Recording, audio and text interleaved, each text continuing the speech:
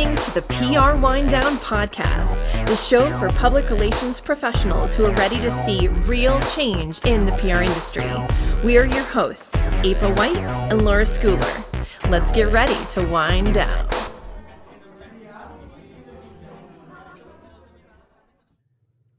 Let's start off with the horror story. Love it. Do you want to read it? Do you want me to read it? Let's open it. We have not opened it yet. It's a surprise. Nope. Here's one for you. I was working for a small PR firm with about 10 people on staff. We had recently hired an account coordinator who moved from Nashville to the Dallas area to take the job. Then, about 2 weeks after her start date, and huge move, Dallas went into lockdown from the pandemic. So this is a recent story here. Okay. The CEO decided to let her go, but kept her on the hook, saying that she would be hired back later. Months go by, the company gets a PPP loan, and they hire her back. Then they fire her again 2 weeks later and opt for hiring unpaid interns to pick up the slack. I was furious for not only this very capable young woman, but also that I worked for a CEO that treated her employees like they were disposable. The whole thing seemed unethical and cold-hearted. It made me realize how little I mattered to the company and reevaluate whether I wanted to work there or for any PR firm at all. Oof. That's just rotten. It doesn't even sound like a PR issue. It sounds like bad management issue. Yeah. Which is rampant in the PR industry. So in a way it's still related, but the transitive property. Yeah, exactly. But that's ridiculous. They just strung her along. You know what? I mean, which they probably didn't know. They didn't know they weren't going to make it work. They probably thought, remember at the beginning of the pandemic when we all kind of thought maybe go away in a month or two? Yeah, I guess. I don't even know if I remember that, but yes. And I think imagine packing up and moving your whole life and house. I've heard of other similar stories where people got a job that then went away. I just think she got caught in like collateral damage of the pandemic, and everybody was making crazy decisions. The thing here is that this company seems to have gotten the PPP to be able to hire her, and then ended up ditching her for free interns, which I don't even know are legal. They're not, I don't think, in New York at least anymore, to basically do her job. I mean, did they decide she was such a terrible employee in 14 days? And if so, terrible management for hiring somebody and having them move, halfway across the country. If they didn't really believe that she was a worthy employee, why would you do that? And that's why, April, your method, you don't have to move anywhere. That's right. You can work for us from anywhere. Right. And so if it doesn't work out, you haven't uprooted your entire house to move somewhere else. Right. So I do think it's rotten, but I think a lot of people got caught in this. Yeah. Oh, it's... And companies didn't know how to manage through it because they didn't really know where it was going to end up. I still say the fact that they got PPP and hired free interns is the worst part of the story. Oh, yeah. I mean, and I feel like this year could be even worse for people than last year, because last year I think budgets had been signed off on, contracts had been signed off on, because we were still working through until March, and then all of a sudden, woo, now this year, nobody is doing anything. So it's not like we came into the year with like a fresh start. We're dragging everything from last year. Right. So I think it's going to be even harder to make money for many people, or for companies to spend money this year than it was last year, because we're starting like underwater this year. Last year, we were starting way at the top of the mountain, right? Right. So they better keep rolling with this stimulus stuff. I saw that the Republicans are talking to Biden about a way scaled down version of what his 1 point whatever trillion. They're talking about some 600 or something billion package. But I really think that they need to continue to extend unemployment. I know they came up with the second PPP loan, but you need to have made 25% less in a quarter in 2020 as compared to the same quarter of 2019, then you are a candidate to get this second round of PPP. Right, right. But I'm saying I think next year is going to even be worse or more necessary than last year, because at least the first quarter of last year you probably got your full payment because it was already, quarter one was already done by the time like the world really shut down. Mm-hmm. And then the small business loans and the stimulus money, et cetera. And I think they're going to probably rejigger who's getting it, because I know people who got money for them and each of their 3 kids who aren't even close to broke. So why are they getting, Right. thousands of dollars that they don't need? I do kind of agree with the Republican. I'm a pretty fiscally conservative person, that just to Right. keep like throwing money at everybody is not the best use of money. Right. In a lot of cases. Well, we're going to pay for that. Well, right. Where is it? What are they just printing money, I guess? But so inflation's going to go up 9,000% next year or something. Right. Yeah, the U.S. dollar is going to be worthless. Right. Or taxes are going to go through the roof, or whatever it is. It's not free. It seems free, but it's not going to be. No. Yeah. No, we're going to pay for that through the nose and then some. I hear our guest signing on. Ooh, Erin, let's let her in. All right. Today on the PR Wind Down, we're joined by Erin Mathe, who's the president and owner of Mathe Communications and the media relations director here at Trust Relations. We're going to discuss all things media, pitching and research, and possibly even bad clients. What? Never had one. Don't know what you're talking about. So Erin actually is one of 2 people who trained me how to do media relations when I was first in the agency side of things, post being a journalist. As we all know, coming from journalism into PR, there's a lot that you know, but there's a lot that you don't know about client service or how to do outreach. So I'm sure that was that, and that's baptism by fire, right, April? That's just like, Definitely. we're gonna jump right into this and give it a whirl. At least as a journalist, you understand what they might want to get in their inbox. Mm-hmm. So you actually have a better handle on that than people who maybe just studied PR, right? But yeah. the rest of it is a complete mystery. So all these things like you learn over time, but you don't, and because you understand what beats are, you understand that, but you don't understand, that, oh, right, I gotta, just because I did the research doesn't mean that I found the perfect person. And I will add another dimension, because on the television side, which is where I came from, there aren't a lot of beats. It's very general assignment in some cases too, especially during vacation season or holiday weeks, where it's literally like whoever is in the newsroom covers whatever's happening. I remember being thrown into trials where I would go to the courtroom and I didn't barely know who the defendant and the plaintiff were, much less family members and all the other players, and you're like looking around because, no one's wearing name tags in the courtroom. So it's hard to figure out who to go talk to. So anyway, that's all part of the fun. Definitely. How did you make the transition initially? And how did you find it? Poorly. I remember my first review was alarmingly terrible. And I was like, wow, apparently I'm really bad at this. But I think, in any transitional role, how you sort of sit there and you try to watch and listen and learn. And you don't, even if something strikes you as not quite right, you might not speak up because you think, well, I'm new and I don't know. So they should know why I don't know. Right. Yeah. Right. And here's an example of that. So when I started, we were working with Maytag, and it was the 35th anniversary of Maytag. They were our big client. And I walked in and they said, yeah, we're going to pitch Good Morning America. We're going to send a birthday cake and have them present it to the Maytag man because it's our 35th anniversary. Wow, that's amazing. Did you pay for that? And when is that going to happen? And they were like, no, you're going to pitch it. That's not going to happen at all. Is that what you said to them? Yeah, I did. And for those of you who don't know me, I maybe am really full of gumption and piss and vinegar. And so I just was like, that's the dumbest thing I ever heard. That's not going to happen. Like, what do you mean? But anyway, long story short, I tried, I failed.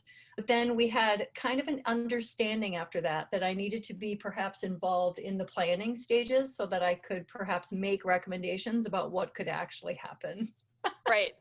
So that the biscuits race didn't ever happen again. Oh, the biscuit race. Yeah. What was that? Talk about that? So I'm in Minneapolis where General Mills and Pillsbury are. This was going to be a launch of these biscuit packs that came in little 2-packs. And that's all good and fine. That's great. And we were sending them around to newsrooms. And long story short, there was a hurricane bearing down on New Orleans, and we could no longer deliver said biscuits. And I was asked to call the newsrooms and make sure they knew that the biscuits wouldn't be arriving that day. And I looked at my television and I said, you know, the governor is declaring a state of emergency right now. I don't think they care about the damn biscuits. I'm not calling. I'm not doing that. So many of those requests are made of junior or any PR people that it is a daily occurrence, I suspect. And not everyone has the balls, quite frankly, to say, like I did, I'm not doing that. That's the dumbest thing I ever heard. No one cares about that. But I had come from news, so I felt every confidence in saying we really don't need to do that. Right. You're like, I actually know because I did that job. And if you called me, I would never speak to you again ever. Right. So, and it would piss me off. And I'd yes. probably like go out of my way not to ever work with you or Right. promote your brand ever. It's funny, even when I was young and I didn't know anything, there's always those things that you get asked to do and you're like, wait a minute, I know that this is probably not a reasonable request. But when you're 23 and somebody asks you to do something like that, well, maybe they know something I don't know, or I don't want to seem like a bad employee, or, you know. Right. And that also brings me to one of the things we have talked about before, which is this concept of a targeted media list. I remember getting some media lists, you know, like, hey, I need you to pitch this to this list. And I looked at the list and it was 400 contacts. And I'm like, I just got to believe that more than half of these aren't relevant. You can't research all of those people. Right. Not unless you have unlimited amount of money. And that is never the case. So Right. I would say take a little time, target your list, figure out who really cares and who you really want to reach. So what happens if you're handed a 400-person media list and told to do it? What do you do? Well, you know, that happened to me several times. And I think there's 2 ways to handle it. Number 1, tell them I'm not possibly doing this. Or number 2, which is probably what I did, was I'm going to go through and actually pitch the ones that make sense and do a little research here. And then, you know, there's that trick of like, okay, well, who are the big ones, right? Where you can kind of look at what are the audience reach, the circulations, and then maybe pick the big ones. But you know, you could do that too. But I think it's more about targeting who really, you know, because sometimes you can tell from the name of the outlet. Yeah, that's not a match, you know. And so I think it's about doing that research that you guys have talked about before. Right. The other thing is that, especially, you know, throughout 2020 and the pandemic, so many reporters have lost their jobs, totally changed their jobs, gone underground, whatever. And so a media list that may have been relevant in October was not relevant by April anymore, like at all. Yeah. You cannot rely on an old list. And by old, I mean like 4 weeks or older almost. Yeah, no kidding. I think that's totally true because like literally months go by. Well, and television newsrooms in particular, definitely medium and smaller markets are revolving doors. So Erin, what other tips do you have to offer these, you know, young people that are maybe, or reporters that are switching over to PR now, which I know is happening more and more with the layoffs and furloughs? Yeah. You know, one thing that I'm facing right now with 1 or 2 clients is I'm asking them for more. You know, they've kind of got like, here's our story. We have a press release. I have a healthcare client right now that they've given me lots of good information, but I know, again, my instinct is, no, I need a patient. I need a patient who's been through this, who can, you know, who's a regular Joe like you and me, who can say, this is what it cost me. This was my process. This was how it worked. And short of that, I can't sell this story. I need a human being who's been through it. And so that's kind of the tip or the feedback is sometimes you have to ask your clients for more. You can't, the old days of having a press release and mass blasting it out just simply don't work anymore. Mm-hmm. You have to really tell the story specific to the outlet too, right? Like television is going to want something a little bit different than a trade versus a daily newspaper. So I think sometimes I've had to educate clients on, yeah, this is good, but here's what I need to really sell it to some of this media that you want to reach. And I think that takes balls too. And it takes expertise and years of experience, right? Because there's a level in which you just aren't that confident to come out and say that until you've had a lot of experience of being a yes and person. You know, yeah, I'll do that for you. And then it falls flat and then you have to report back. So you start to learn, I think, as you get older and you've done it more, that it's actually less painful to say up front, not sure that's going to work. But you don't, you know, you're more likely when you're younger to just say, yeah, we'll go pitch that. And then you pitch it, nothing happens. And the pain of telling the client nothing happened is much worse. And there's no client service in that. Pushing back sometimes or saying, hey, I know this is a tall order, but could I have this, that, and the other? Especially, you know, you guys work with a lot of business reporters too. If you're not willing to disclose some numbers, business outlets are really not interested. We're making $2,000 a month. Yeah. It's like, what? We're the top company in our industry. Really? Yeah, define top. Right. So Erin, how many times does that work for you where you went to a reporter and said, hey, I know this is a turd of a story. What would make it, you know, what would polish this up? I only have a handful of reporters that I can do that to and with.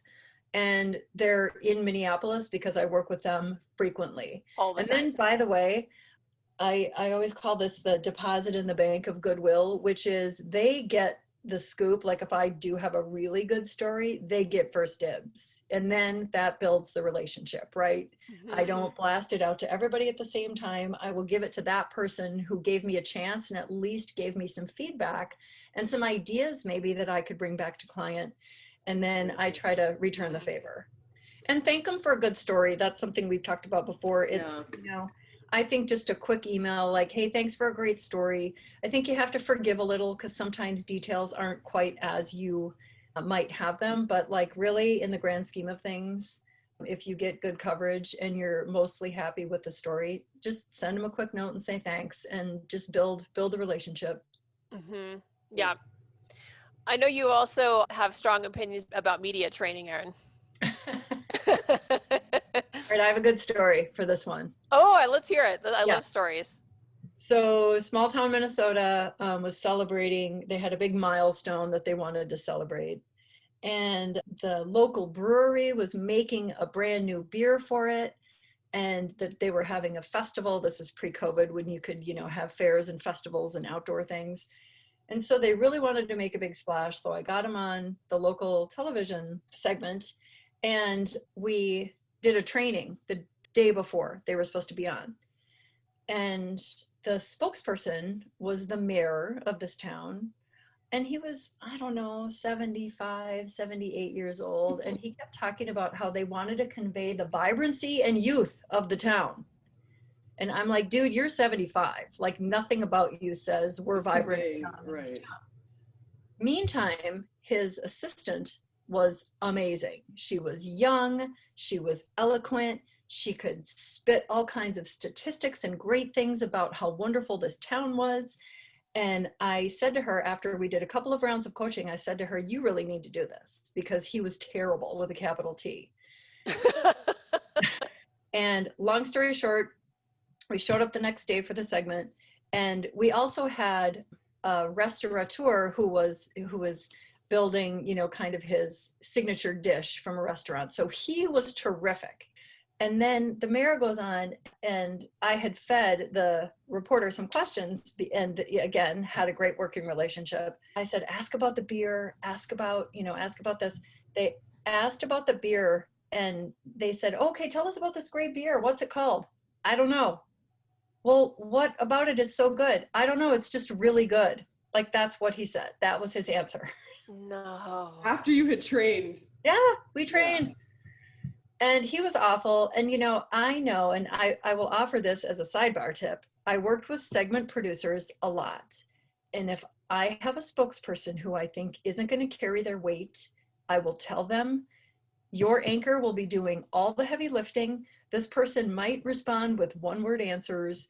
Just be prepared that you're going to carry this thing.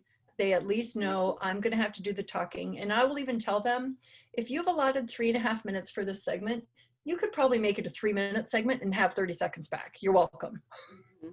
But again, so they never allowed the younger assistant woman to speak? No, and I think it was largely political. They felt like he should be the spokesperson. I counseled against it.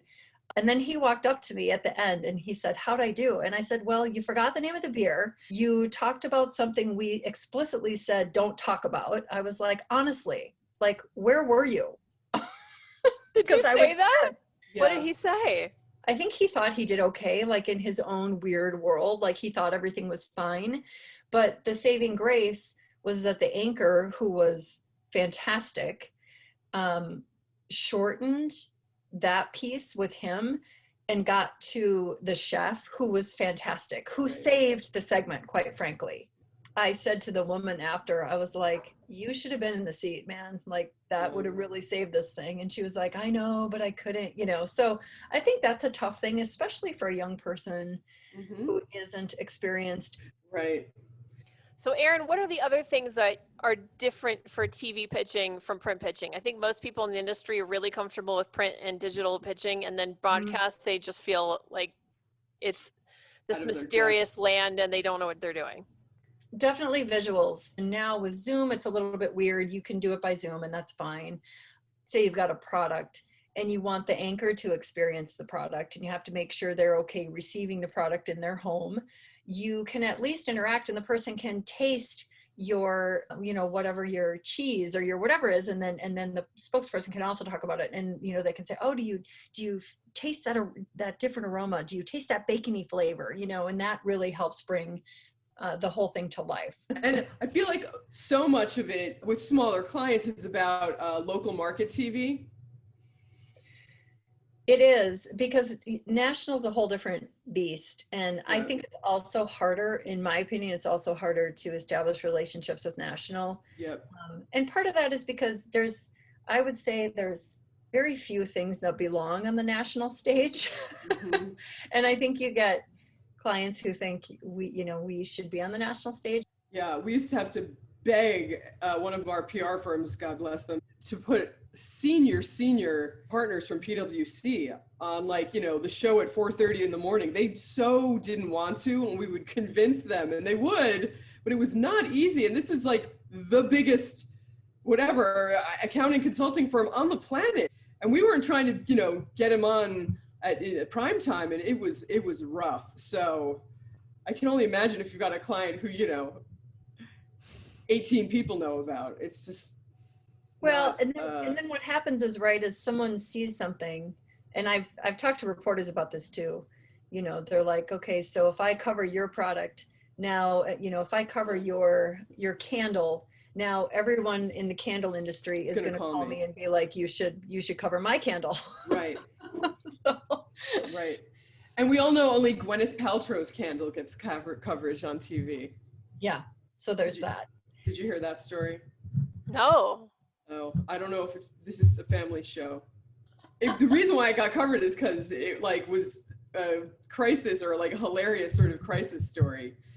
Some woman bought one of Gwyneth, you know, I guess it's through Goop or whatever, I think it must have been that, her candle, and it exploded. And the scent of the candle, apparently, are you ready? Don't be mad at me, I didn't make this up, was Gwyneth Paltrow's vagina. Oh. No, it was not. I think that was like the scent, and then it exploded all over the ladies', like, you know, living room or bedroom. This Anyway, isn't true. Come on. Google it. Hold on. Sometimes mal-timed disaster is going to get you the coverage you want. Mostly, right? If it bleeds, it leads. That's terrible. Yeah, for sure. Well, which, by the way, I would say viewership was declining, but thanks to COVID, people are back watching television. Right, because they got nothing else going on. Yep, they want to know, like, what's the latest, what's going on, where do I go get my vaccine, how do I get it? So April, am I right or am I right? Yeah, but I still can't believe I'm reading this. I'm telling you. Gwyneth She's selling a candle Paltrow's- called "This Smells Like My Vagina" on her Goop store. Gwyneth Paltrow's vagina-scented candle wrought havoc on the life of one British woman when her little bit of mood lighting turned into a roaring blaze. If you intentionally bought a candle that you knew smelled like Gwyneth Paltrow's vagina, you deserve an explosion. Wait, how did we not talk about this on the last week's podcast? Is like the PR news of the week.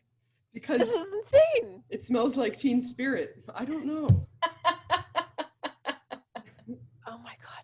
The candle exploded and emitted huge flames with bits flying everywhere. She said, I've never seen anything like it. There was an inferno in the room. We eventually got it under control and threw it out the front door. It was all over the media, right? Oh my God.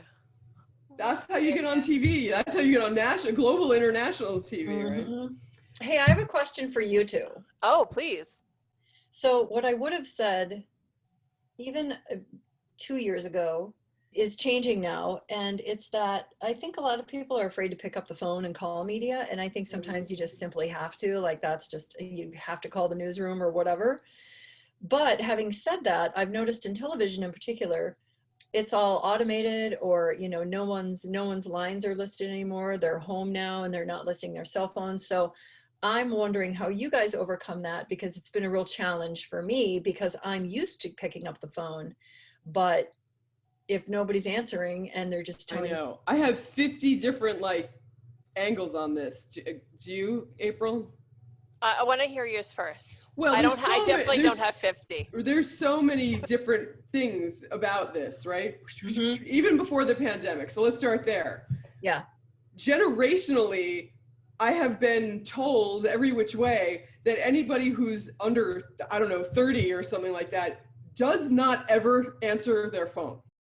If you are dealing with somebody who's older, then it probably isn't as much of a thing. Now, then you have the pandemic come along, and all of the phone numbers that are listed are their office numbers, and nobody's in the office.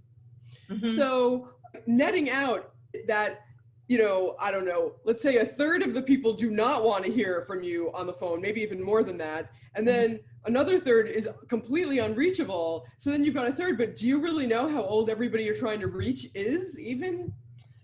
I think there's a big difference whether you're calling a newsroom, to Erin's point, or whether you're calling somebody's desk. Mhm. I think if you're calling a print reporter at home, that's something that if they're not expecting a call from you, or you don't have a new iPhone from Apple or something, I don't think they're going to look too kindly on that. However, I have also coached people that when they're pitching broadcast, cannot rely simply on email. Mhm. Although to Erin's point, now what, right? Because if it's automated and they're not picking up. So I think in some cases, if you started to work with those segment producers and you've got their cell phone number, maybe you get friendly enough, you can text them. Or Yeah. just calling the general desk number, Right. which I do a lot. Right. You know, 'cause Yeah, I would agree with desk you. is staffed. I would agree with you. I don't think I was thinking so much about broadcast or newsroom. I mean, and the other thing to consider is that broadcast is very fast paced, Mhm. and they don't have time to read emails and wait for response and Yeah. have a correspondence. Like, it's go, go, go, go, go. And if it fits the segment today, then great. And if it doesn't, then why are you on my phone? I will also tell you that I was just talking to a anchor in Chicago. A lot of broadcast folks don't have their phone number in their signature, and it's by design. Right. And there's also a protection measure there, because you're on TV every day, so people think that they know you. So Mhm. like, you don't know who's going to call you. I worked in Colorado Springs for an NBC affiliate, and we were broadcast on the Supermax television, the maximum security facility in Florence, Colorado. And I used to get calls from inmates, which was delightful, as you can imagine. What? Yeah, I would collect calls from inmates. One inmate asked me to marry him. What? Yeah, he proposed over the phone. It was the first time I got a call from Supermax, and as a reporter, I was like, well, this is interesting. I wonder what this person has to say. Yeah, I'll accept the call. Again, it's a difference between broadcast and print. You don't often see print reporters. You might see an old photo, next to their byline or something, but like, you don't see them live like you do television personalities. So Right. there's a layer of protection there. People don't change their names because they don't want you to know who their kids are or that they're related, Yeah. Well, I know some of the younger millennial types on staff are doing a lot more DMing people, either in Twitter, Instagram, using that to slide into somebody's DMs. So I've heard that reporters don't like that either, but I don't know. I mean, I suppose it's like anything. You can't really put a one size fits all Yeah. blanket on it, because if someone doesn't mind when you tweet them, No. well, and they're busy and newsrooms are shrinking and they're being asked to do a lot. And then they're being asked to update the web copy and the digital versions, repeatedly. Yeah. So I get that they don't really have time to pick up the phone. In fact, Right. there's been times when I've called getting ready to leave my message, right? And then they answer and you're like, oh, all right, okay, here we go. You better be ready. Yeah. I don't remember, I think we talked about tailoring your pitch, but I think that's really important too. It's really not one size fits all. It's like, do a little bit of research. I mean a couple of minutes of research and see what they've covered in the past 7 to 10 days or a month, and then you can at least speak intelligently and act like you know what they're talking about and why you're pitching them. You might have a product or a service that you're like, well, this could be commercial real estate, or it could be, so I've had that too, where I'm kind of like, well, I'm going to write a couple of different pitches. Right. Is it a technology angle, or is it the commercial real estate angle, or is it a jobs angle? So in the event where you think it might be one or the other, but you're not sure, do you email them at the same time?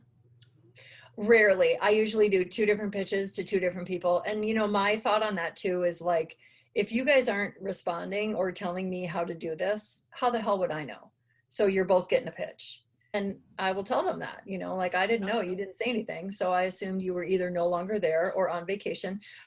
I have one more question for you guys, and you have to tell me if you've noticed this or not. And I suppose it depends on the outlet, but I feel like sometimes when I'm pitching something that's really fresh and new and cutting edge, it can be technology, it can be a product, it doesn't matter, that daily newspaper newsrooms are a little bit slow on catching up with the new cool thing. Like sometimes I'll see a story and I'll think, God, we were talking about that 8 months ago. That's so funny. And you're just running it. Like, and to me, it's old. And I think, where have you been? Like, why did you not bite 6 months ago when I pitched this to you? And now you are. So I'm just wondering what your take is on that, because I feel like every once in a while I get a client that I'm like, you know what? You're ahead of the curve and you just need to wait. I realized that was happening. This is going back over 10 years ago. One day I was reading the New York Times and they were running a story about how all these well-educated high-tech people were moving to San Francisco. I was like, since 1980, like what? And it was this huge story about it. I mean, in the 2000s. I don't know how that happens. If I had to guess, would say it's the fault of the editor who assigned it to the reporter because it was news to them and they were convinced it was news but didn't do the research, and then the reporter was probably too meek, or same reasons that you don't want to manage up to clients. Didn't have the balls to say, this has already been done. Right. Because I feel like in reverse, if a reporter pitched a story like that to an editor and they noticed it had already been in the media, that they would have put the kibosh on it. Interesting. Right. Yeah, it's maybe a similar situation as PR people who get asked to pitch bad stuff. Yeah. But it's different in that, as the reporter is less of a repercussion for doing kind of a timeless story whose time has already come and gone. Well, and in young people's defense getting into the business, again, I think there's always this transitional period where you're trying to get your bearings and figure it out, and you're told to do something, and you've sort of been told to just jump in with both feet and go to work and don't ask questions, or ask the right questions and not insubordinate questions. Yeah. But go to work. And so I just think that until you're comfortable in that role, sometimes you kind of learn those lessons the hard way. And then you go, okay, now I'm comfortable enough pushing back, or saying like, I've already seen the story. I don't think it's that interesting. Is there another dimension I can add to it that freshens it up? Right, to freshen it up. I mean, who's our readership, and what would really help them? What's going to help them in their daily lives? What's going to educate them? What's going to give them a new idea, like from, that perspective? And maybe, the other thing it could be is that it's possible that they're seeing social media trends, and because they're trying to push stories that are popular now in social media, they might be deciding to, they should write this story now, even though it's already been told because it's trending. Yeah. I mean, well, and to your point, lazy exists on all levels. I didn't realize I made that point, but I agree. I agree with it. I had a news director at one television station years ago who would literally walk in with the USA Today and be like, let's do this story. It'd be whatever the cover story was, and we would just quote unquote localize it. And I was always disgusted because I was like, are you kidding me? Like, we can't come up with good enterprise stories in this town. There's there's a whole newsroom full of smart people with contacts. Mm-hmm. So lazy exists everywhere. Funny. I like it. I think that's a good note to end on. Hey, Erin, before we go, is there anything that you want to plug about your life, yourself, your business? Oh, well, I've been at it for a while, and it's the same thing I loved about reporting, which is sometimes you're a mile wide and an inch deep. I know just enough to be dangerous, but it's super fun to hear about different products and services and clients and what they're doing and stories. I'm still a journalist at heart. There's I like a little bit more about me at erinmathe.com. Nice and easy. Mathe. There's no Y. Awesome. Well, Erin, thank you so much for joining us. It was really fun. Let's have you back and we'll talk about the other thing. Love to. I'm in. Cool. All right, cool. Thanks, Erin. Bye. Why don't we talk about what not to do? Although we did talk a little bit about what not to do with Erin. We did. So, but our designated what not to do from PR Pros Who Know this week is don't let a sour client interrupt your cheerful attitude. So what if you don't have a cheerful attitude ever? Then you're in the wrong industry. No, I think this is important because clients so often get on and they've had a bad day and they get on these calls and they become Eeyore and they're upset about whatever, right? Their family issues, their health issues, their business issues, their fill in the blank partnership issues, their stock issues, their real estate issues, their pet issues, right. Their manager issues, their employee issues. Right. Like, it goes on and on. And I think that, as a partner, you always want to be the little ray of sunshine because you don't want to ever hop on a client call and then just be one more Debbie Downer to add to their day, because then they're going to dread talking to you. They're not going to want to work with you. It doesn't make you a fun partner, right? So I think the challenge is that so often they don't bring the cheer. And if you don't bring the cheer and keep the cheer, then it can just end up being sort of, okay, so what else do we have on the list? All right, good. Okay, so moving on. So when are we going to get that? I mean, who wants to have that phone call, right? I don't want to have that phone call. They don't want to have that phone call. Like, that sounds horrible. Okay. Right. I was thinking that I might not be cheerful enough, but no, I think you're cheerful in your saying, own way. Yeah, no, I think you at are. At least I'm engaging.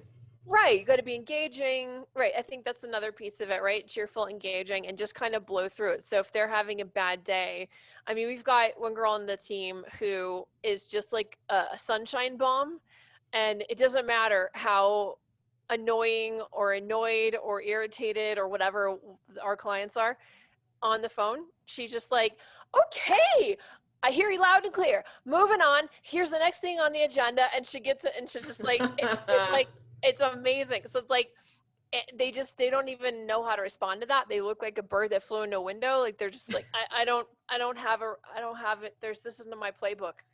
Interesting. I don't know what to do with this. It does not compute. I cannot respond to this. So then they just have to go with the flow. Yeah. And then they're just that she has said. So I think maybe in a way it's like being cheerful is important, but it's also just setting the intention and the agenda and just driving through it with goodwill. Not everybody's going to have that chipper attitude, right? You tend to be more like funny and engaging in that way. And other people are more sort of down to earth and, kind in their demeanor. And I think it's not necessarily about being like as Susie Sunshine or cheerleader, right. But I think it is about staying positive regardless of what they're maintaining control of that energy and owning it regardless of what's coming at you, and not letting them throw you off your game, because in a lot of cases it's not you, it's them, right? So you can get paranoid that they're upset with you and whatever, but if that starts to show, then guess what happens? Then they actually think you're not doing your job.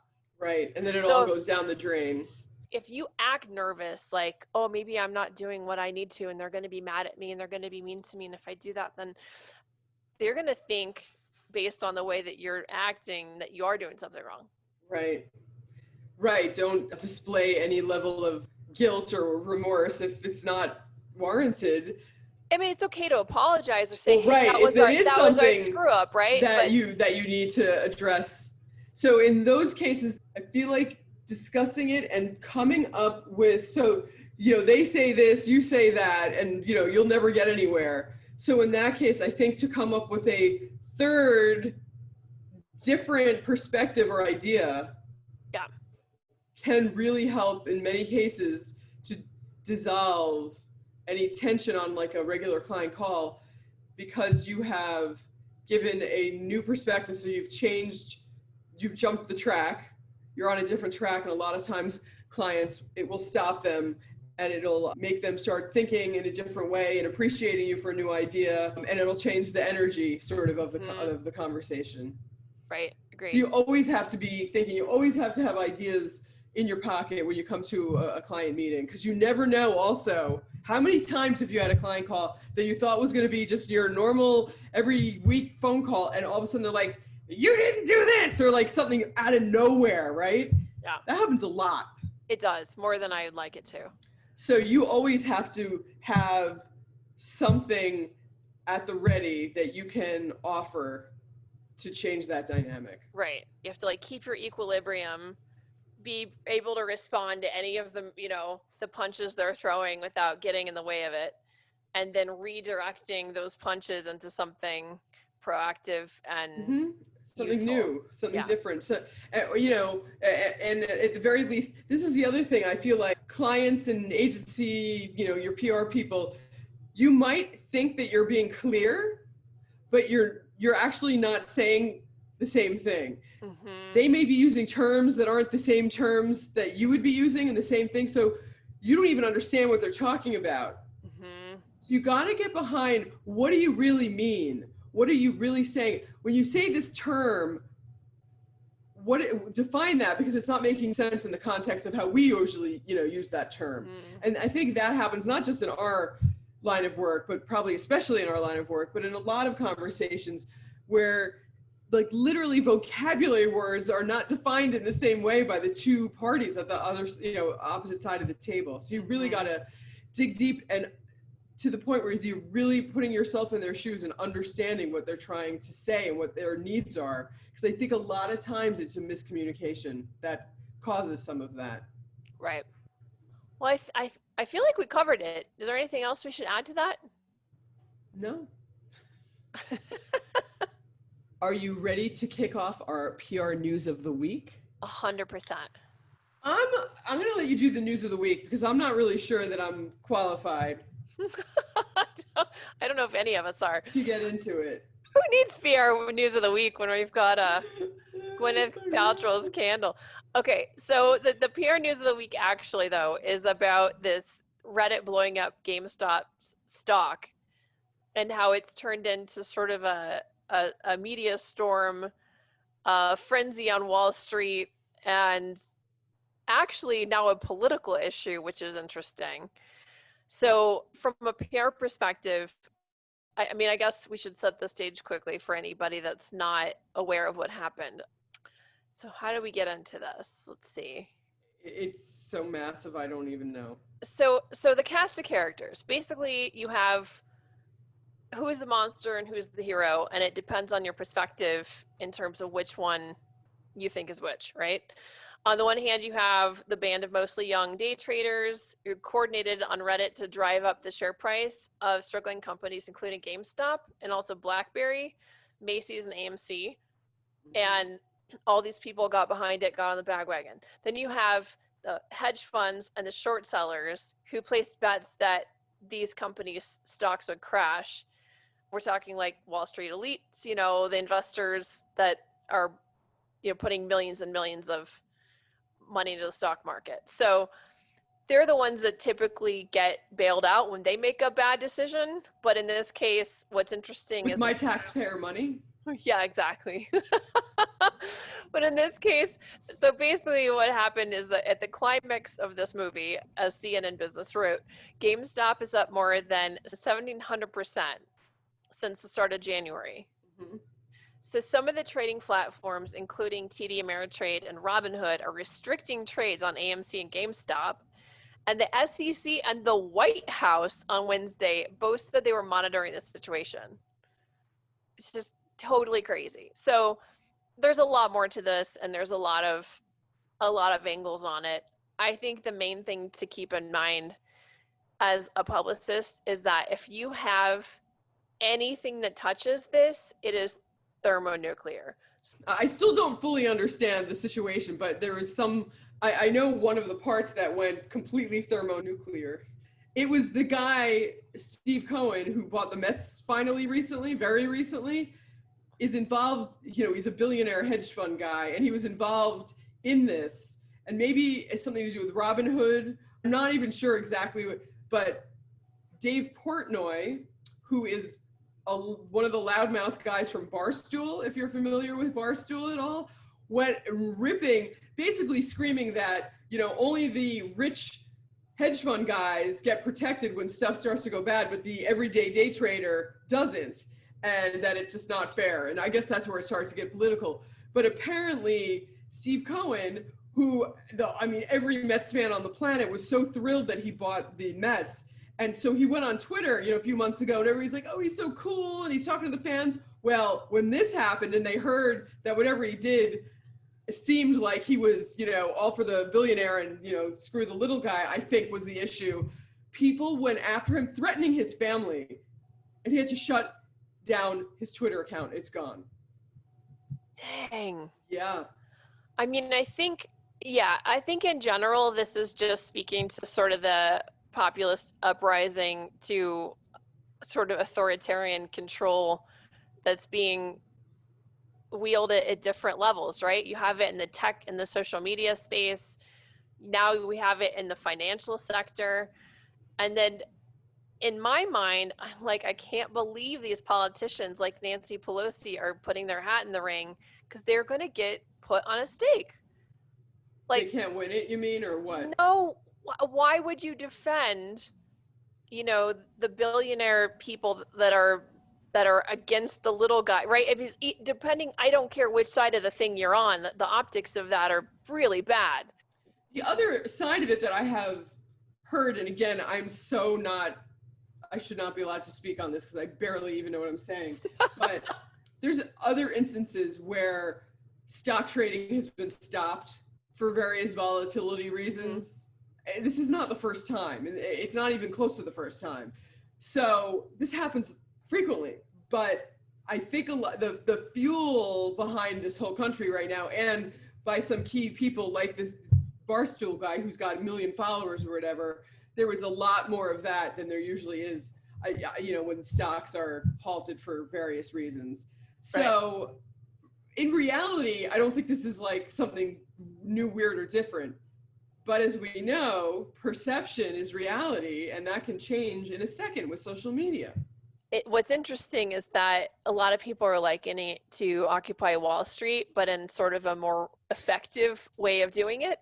But then there's also been these sort of political infusions into it. So Laura, it's also turned into this political thing where some people are trying to say that the people behind it must all be part of the same MAGA movement, right? And that it's got to be all of these crazy types. And what's interesting is that then you're conflating the populist uprising with MAGA, which is what a lot of people on the MAGA side would say, right? So it's finally coming to light in their mind that this is, that's what we've been trying to do. Like, we're trying to do anti-establishment. We're trying to do anti-corruption at this high level, right? But it's the messaging and the narrative of just the whole thing is kind of spiraled out of control to the point where I feel like it's going to be really interesting to watch. I think the main thing is that people just need to be very aware of it, even if they don't understand it, and think through their messaging of if you've got a financial services client, you need to really be careful about the stories you're pitching over the next couple of months, right? Because you that's might good. enter them into this disaster without even meaning to. And to the dragon. Yeah.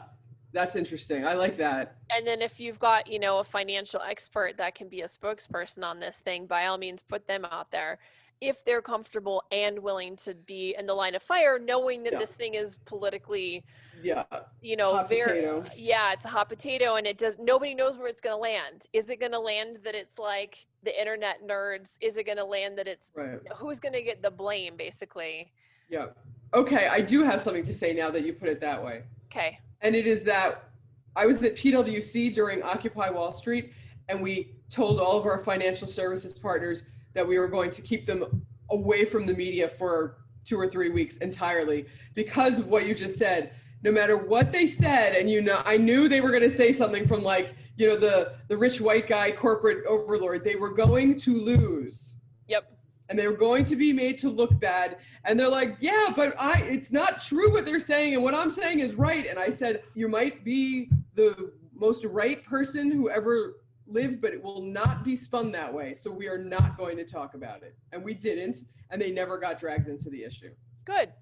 Okay. So that's, so you've lived on the other side of the, there's just so many different, you know, the Robin Hood thing and the GameStop thing, and then the Mets thing, and 97 angles coming at it at once. A lot of angles. Yeah.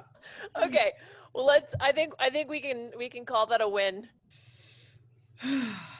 Oh no, we ended on another gloomy note. Do I have to go get the guinea pig again?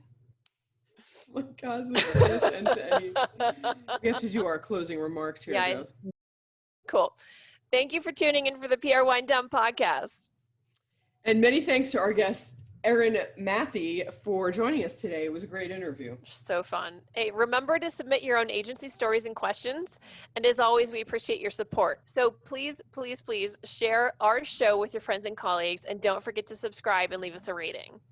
And if you have an anonymous PR horror story of your own, please send it our way at the contact email below the episode notes. We can't wait to wind down with you again next week.